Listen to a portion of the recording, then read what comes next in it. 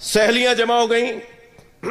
کیوں کسی اور سے عقد نہیں کیا جناب ختیجہ نے, اور صرف نبی مکرم کا انتظار کر رہی ہیں, ڈھونڈ رہی ہیں.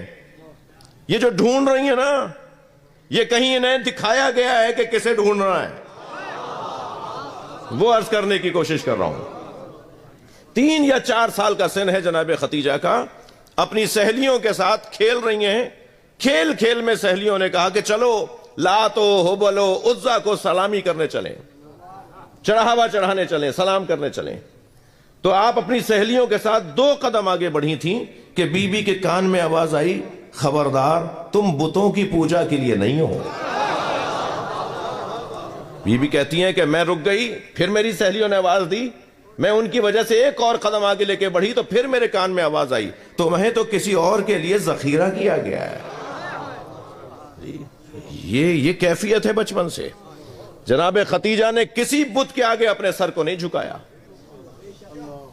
جب سے تھیں تب سے موحدہ تھیں, دین حنیف پر تھیں, دین ابراہیمی پر تھیں. حضرت ختیجہ خواب دیکھتی ہیں, اللہ اکبر, توجہ چاہوں گا اس خواب پر.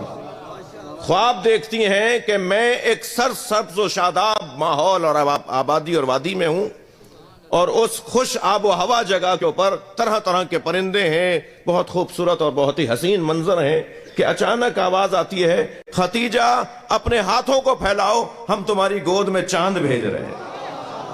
بی بی کہتی ہے میں نے خواب میں دیکھا کہ میری گود میں, میری ہاتھوں پر, میں نے اپنے گود کو پھیلایا, گویا اپنے ہجر کو پھیلایا, میرے اس دامن میں, میرے ہاتھوں پر آسمان سے ایک چاند آ کے اترا. بی بی آتی ہیں گھر کے اندر, اپنی والدہ سے کہتی ہیں اماں بی بی اٹھتی ہیں اپنی والدہ سے کہتی ہیں اماں میں نے خواب دیکھا ہے.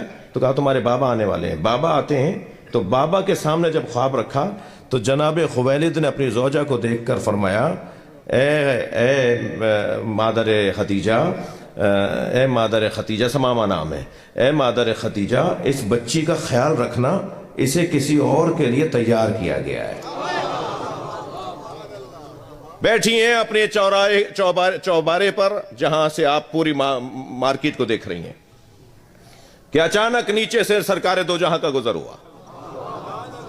سرکار دو جہاں نیچے سے رستے سے گزر رہے ہیں. آپ بیٹھی ہیں اپنی چھت کے اوپر, جہاں سے پورا ماحول دیکھ رہی ہیں, مارکیٹ لگی ہوئی ہے, منڈی لگی ہوئی ہے. سرکار کا گزر ہوا تو اپنے غلام میسرہ کو بلایا. جناب ختیجہ کے غلام کا نام ہے میسرہ.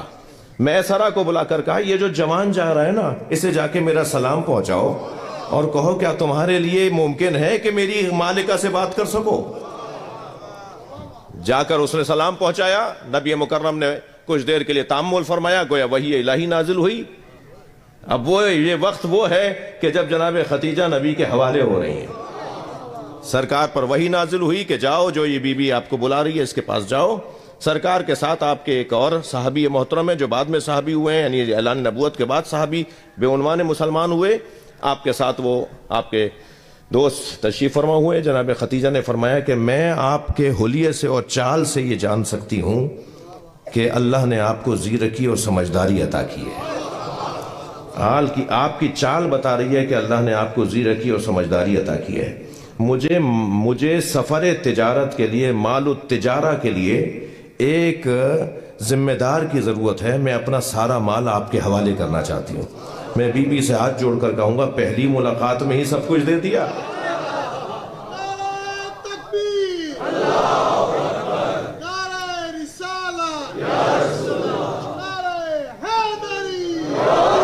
بھائی مجمع بڑا مستعد ہے, میں ایک سوال کر کے ایک بات کی طرف توجہ چاہوں گا. سنی شیعہ کے ہاں ایجاب لڑکی کی طرف سے ہوتا ہے, قبول لڑکے کی طرف سے ہوتا ہے. جب نکاح ہوتا ہے پیشکش لڑکی کی طرف سے ہوتی ہے.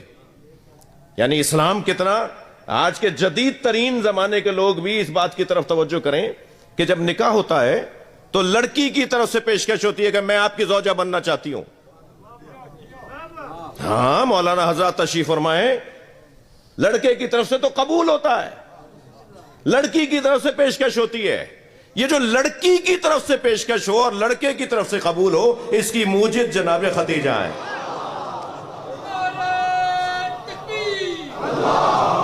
سبحان اللہ.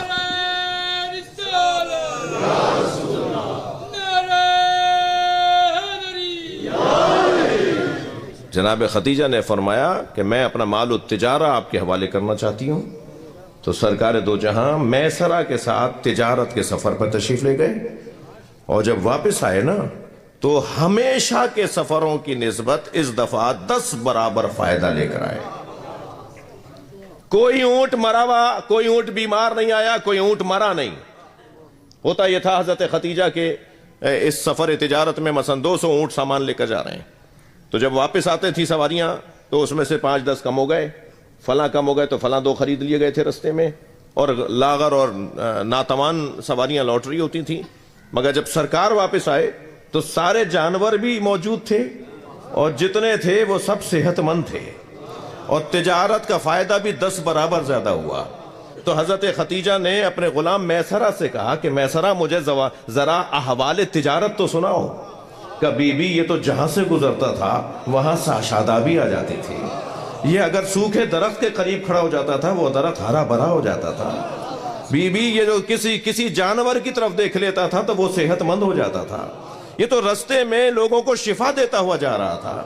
اس نے تو وہاں پہنچنے کے بعد، اب یہ نبی کی تعریفیں کر رہا ہے وہ، اس نے تو وہاں پہنچنے کے بعد جو پہلا اصول دیا وہ یہ کہ صبح پہلے وقت مارکیٹ لگے گی اور غروب سے پہلے مارکیٹ بند ہو جائے گی، اور خبردار کوئی اگر اپنے مال کی تعریف کر رہا ہو تو اس کی مارکیٹ میں سے دخالت کو ختم کر دیا جائے. خریدار دیکھے مال کو، بیچنے والا مال کی تعریف نہ کرے. ہمارے یہاں کیا ہوتا ہے، دکاندار تعریفوں پہ تعریفیں کر رہا ہوتا ہے، یہ ایسا ہے یہ ایسا ہے. یہ سرکار دو جہاں کو پسند نہیں تھا کہ تم اپنے مال کی تعریف کرو. سرکار فرماتے سامنے رکھ دو، کتنا اچھا اصول ہے. اور پھر کہا کہ اس تجارت میں جتنا ہم نے فائدہ اٹھایا ہے کبھی ہم نے تجارت میں اتنا فائدہ نہیں اٹھایا. تو جناب خدیجہ نے اپنی سہیلیوں سے کہا ان کے گھر جا کے پیغام دو، میں ان سے شادی کرنا چاہتی ہوں. اور پھر حضرت ابو طالب رشتہ لے کر آئے اور حضرت ابو طالب نے نکاح پڑھایا.